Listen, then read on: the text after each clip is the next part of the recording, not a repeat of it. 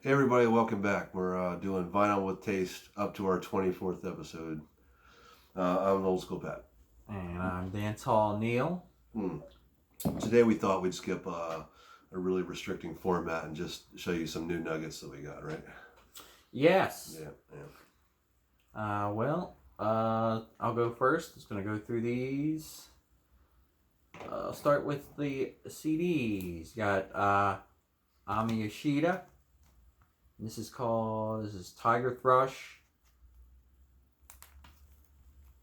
Japanese noise stuff. It's really good. It's like 99 tracks.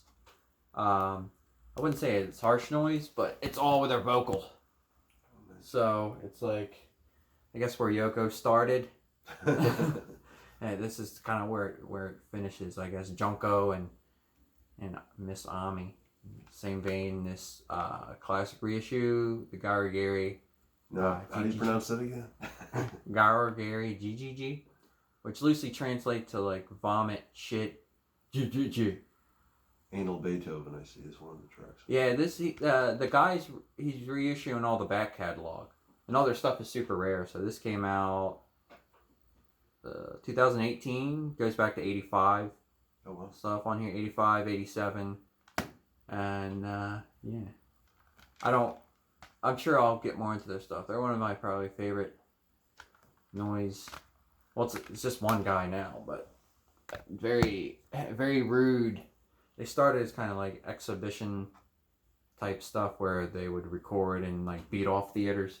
Oh. And that's where it first started in 85. And when I say beat off, you know what I'm talking about. Flagellation. Or masturbation. Both. Oh. In these Japanese clubs. I'm sure they're pretty intense. Talk about this one. This is a new one. This is look at this. And look at this. It's Frank. It's Frank, aka Stick Boy, on the cover. Wow. Real nice tape. I have a new track on here. My newest song is on here. It's a cover of Frank's Do You Want Fries With That? Who else is on here that I know? I know Boss Battle. He's, I think, living in Indonesia. Hopefully I didn't get that wrong. Zegra, who I believe is Jamie, the one I believe was the behind getting this whole thing put out. And I know Alex Holman, creator. Is this a cassette only release? Yeah. Oh, cool. Alex Holman, creator of Della Weird.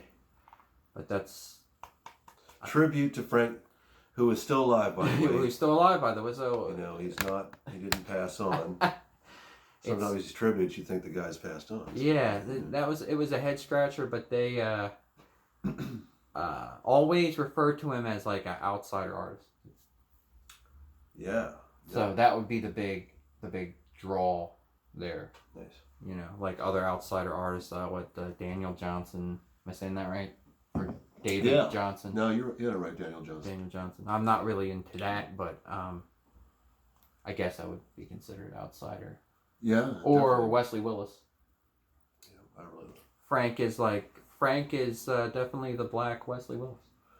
That's cool. I don't know who Wesley Willis is. So I'm ignorant, but I do know that he stepped up and opened up for my band at a show once and nobody else would. So yeah, Frank. Yeah. Yeah, he did, and he was always giving out his CDs from the time. Still doing it. I met him. Yeah. Yep. Still doing it at a breakneck pace. God bless you, Frank. God bless you, Frank. Up there in heaven. It's like. Yeah. All right. We'll talk about we spoke a little bit about Bunny Lee. Yes. So we'll talk about. He passed this year. You know, the towering, phenomenal. For real though. For real this time. Jamaican. For real this time. He did pass. Bunny Lee. And this artist Tony Lee. Love Please Come Back. This is from Bunny Lee, produced with Bunny Lee All Stars, 1968. Oh wow, one of his first productions then. Yep. And this is that was expensive. $30, my friend. Yeah. And side B, which is a great price, by the way. Yeah. And side B is the DJ cut reggae time. Well, DJ track reggae time. You see how it's spelled? No. It's Regay. A-Y. Wow, I've never seen reggae spelled that way in particular. I guess they were working on the spelling of it, but that's the DJ side. And one of my favorite forms of Jamaican music is the early DJ stuff over ska, before there was reggae. You mean like Count Machuki? Yep. And Sir Lord Comic. King Stitt. I like the real early stuff. Dennis Al Capone. Yeah. I think that's why I like Dillinger so much. Scotty and Lizzie. Yep. Lizzie. Got some Lizzie 45s too, actually. And then what we got there? This is Girl Satchmo. Girl Satchmo. Look at how reggae is spelled there. Reggay. Yeah, no, there's a different one there. Yeah. But this is a 76. This is a re-release of the record. Okay, all right. So this is Satchmo's Mashed Potato by Girl Satchmo and the Swinging Mashers. And guess who else is on it? Lee Scratchberry? No, the regular Satchmo. No. The guy Satchmo. Yeah, he's with you mean her. Louis Armstrong is on this? No, man. Oh, the guy that sorry, Yeah. the Jamaican guy. Yeah, the Jamaican. That sounds like Satchmo is on the record with the Jamaican girl that sounds like Satchmo. Right here. Sounds like, Louis Armstrong. Well, shit. Yep. It's cool, though, because when I heard it, I had to get both of them. I bet. I mean, well, the Mr. Satchmo. I don't know anybody else that has Girl Satchmo besides you. I don't.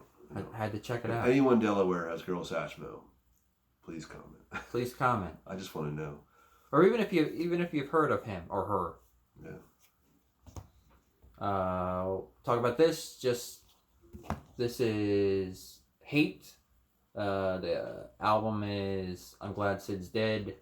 Came out in 1986. This is Bloody Mess in the Sky. Bloody Mess. Oh, okay. Yeah, real young Bloody Mess from 86. I'm not a big Bloody Mess fan. I'm not. I don't prefer it. Bloody Mess and Hate as opposed to the Scabs. Yep. Mm-hmm. And this is, I got it because it was produced by Gigi Allen. Okay. So I got it for the producer credit, really. But if you look inside, you got the back little artwork thing. Yep. Not what I was looking for. I think there he is. Guess we'll take the whole thing out here.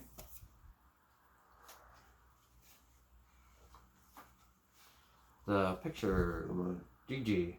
I guess I imagine around the time that they were recording. Oh yeah, look at that. A good old Gigi. I'm a pretty big Gigi fan. I have been for Since I met you. long time. Yep. Really, I pretty much went from listening to like Jimi Hendrix and Marilyn Manson into like Sex Pistols and Gigi. And it's funny getting into punk rock at a really early age. I always view Gigi stuff as different. I didn't think it was plumped into punk at all, because I didn't know what hardcore was either, though. I just thought punk was something old people did in the 70s, and then it petered off. I didn't know anything about hardcore and pop punk and Right. everything else, no wave or whatnot. Yeah. But little did I know it continued on, huh? Yeah. I listen to some of that Kill by Death stuff now, like the more in the punk scheme of things than hardcore punk. Yeah. And I think how great it would be if a band would come out like with those kind of musical sensibilities in 2020. But then again, what's the point? Because you can't slam in COVID. Yeah. Well, we'll see. Hopefully things change. I don't know how, But I think there was underground bands, like basement bands, that sounded like that all through the 90s. Probably not now, because it's all digital. It's all trap and stuff like that. It's the kids have a one-size-fits-all music now, and that's what it is. Unfortunately, right now, I'm sure things will change. It can't be that way forever. Right. Things come back around. They do. I got this is my last Runaways album I needed. This is Waiting for the Night, 1977. All vocals from Joan Jett this time. Oh, they look like they replaced the bass player for this one. Did they? Yeah. Vicky Blue. Vicky She's the Blue. new addition. She replaced Fox. No, last name Fox or Fuchs. Fox. But I'm a Joan Jett completist, Yeah. and she's not doing much these days. No, I remember when I met you, you had bad reputation on vinyl even back then as a teenager. Yeah, well, it was the first concert I ever saw back in the 90s. Oh, was that your first show? Mm-hmm. Wow. And she had shaved head, skin bald. Oh yeah, I remember. She was like insulting the audience over and over and over again, and she had all this leather head to toe.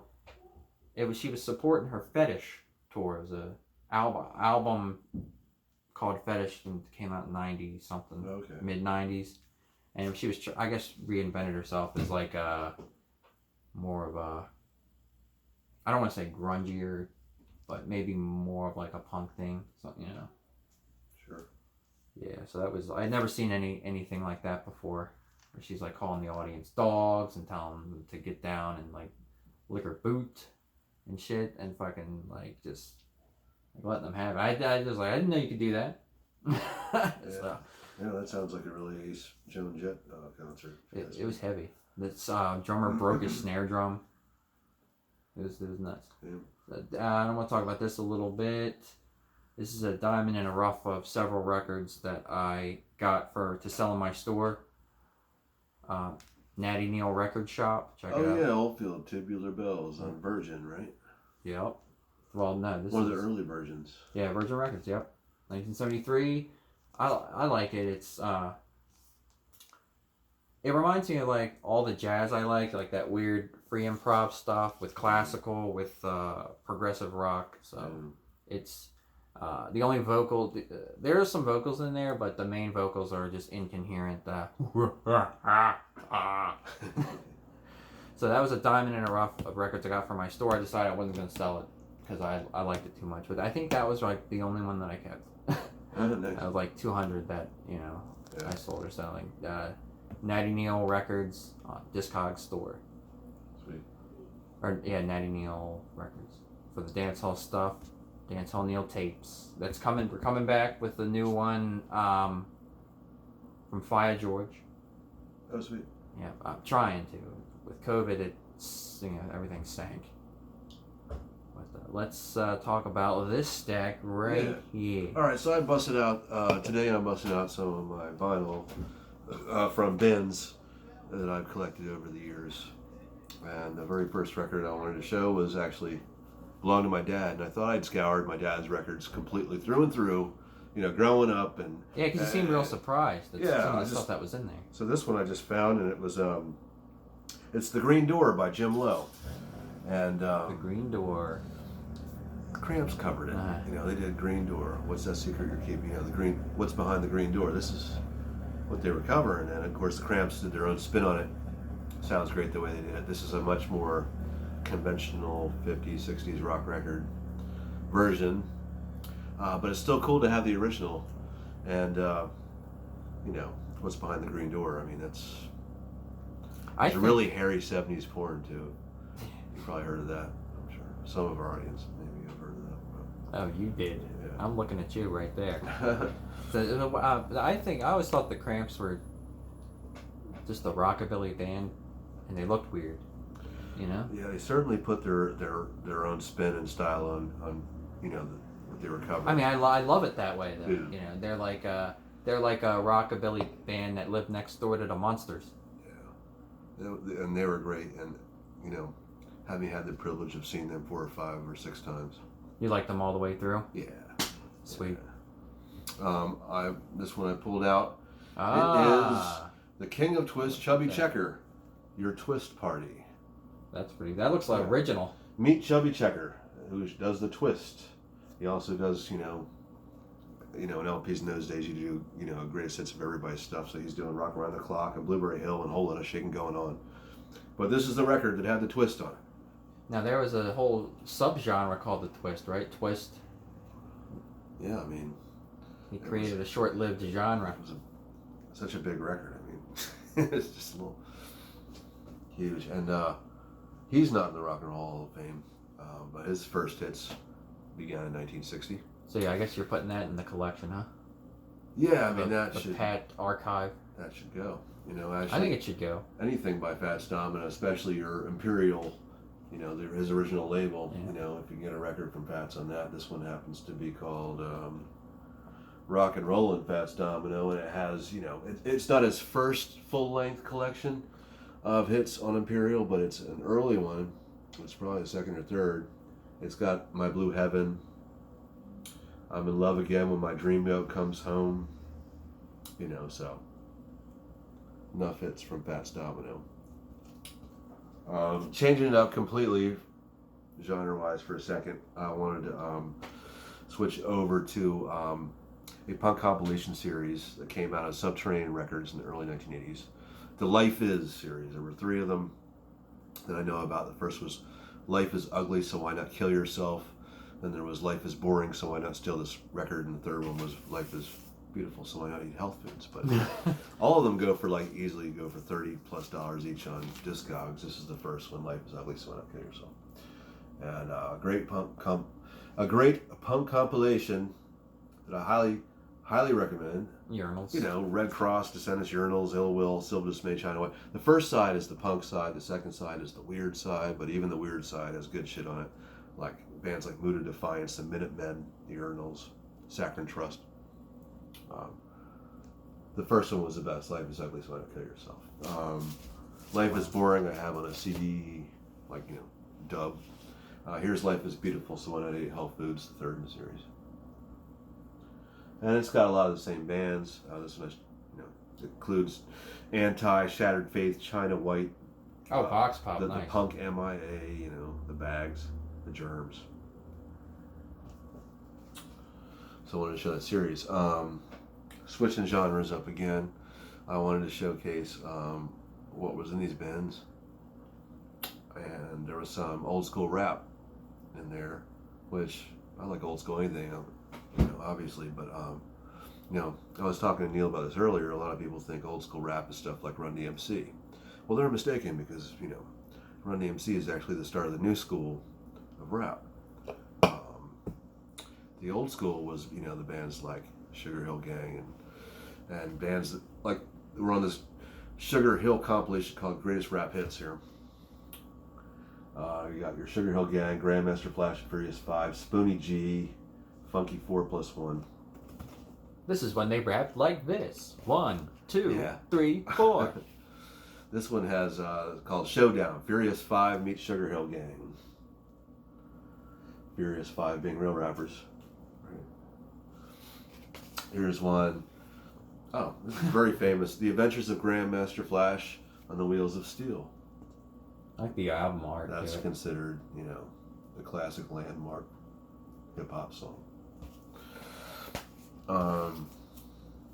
As is Grandmaster and Melly Mel, White Lines, Don't Do It.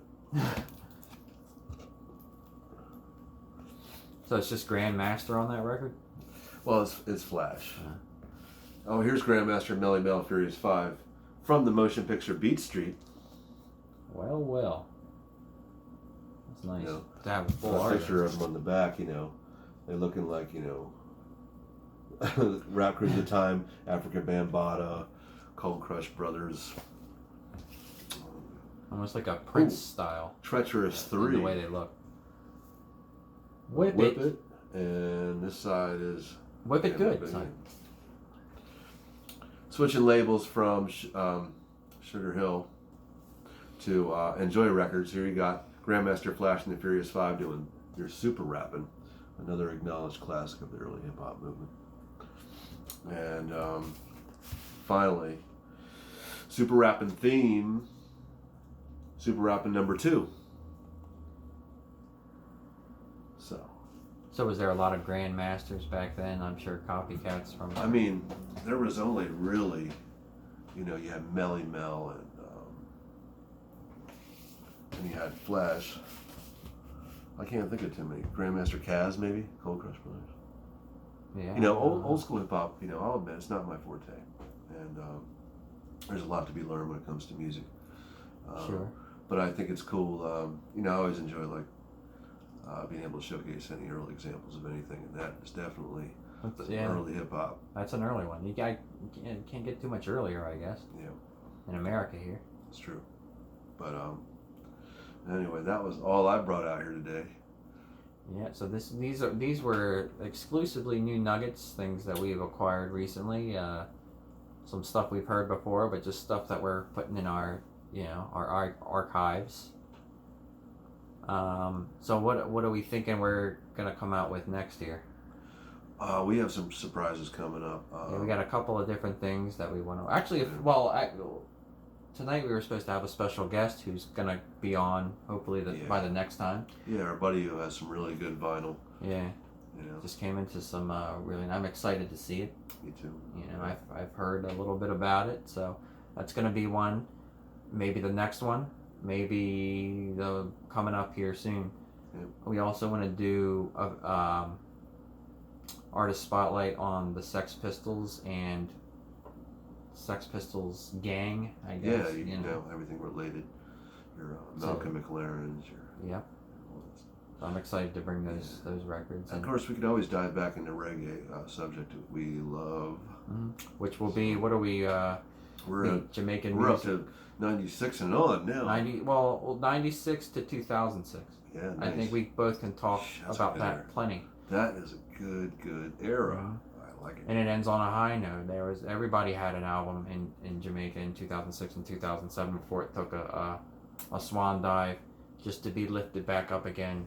Yes. And currently we're on a swan dive with things, but Yeah. we'll talk about that in depth later. So our next Jamaican episode, when we choose to do it, will be 96 to 2006. We're both excited. That's right. So you got 3 episodes that we're going to be working on in the next couple months, as long as the situation doesn't get too crazy. But yeah, we might be back to doing the dual camera, or I'll be on the little camera thing again. Yeah, I can totally see it happening. Unfortunately. Yeah. But hey, I mean. But we could stay healthy and survive this thing. So. We could do. Yeah, that would be great. So I think first we'll try to wrangle little Chris over here, and we'll talk about that, and then we'll definitely. I would like to be over here for the Pistols one, but we'll see how it goes. Sounds good.